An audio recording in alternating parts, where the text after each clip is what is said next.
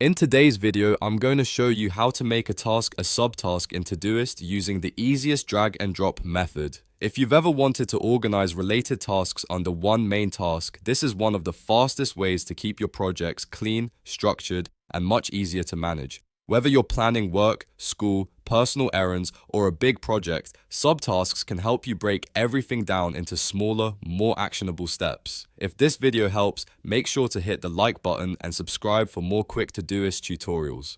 Alright, let's jump right in. First, open Todoist and go to the project or task list where your tasks are located. Find the task you want to turn into a subtask. Once you've located it, move your mouse over that task. You should see a 6-dot grid icon appear on the left side of the task.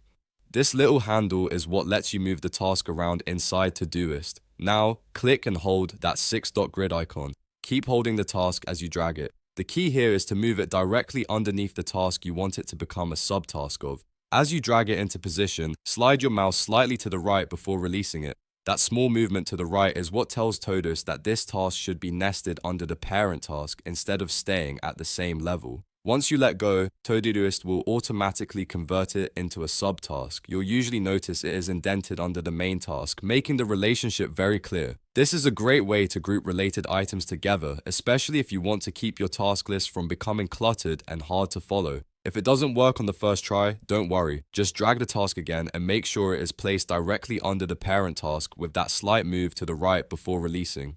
The placement matters, so taking a second to position it correctly will make all the difference. Once you get the hang of it, this becomes a very quick way to reorganize your Todoist tasks. And that's it. You now know how to make a task a subtask in Todoist using drag and drop.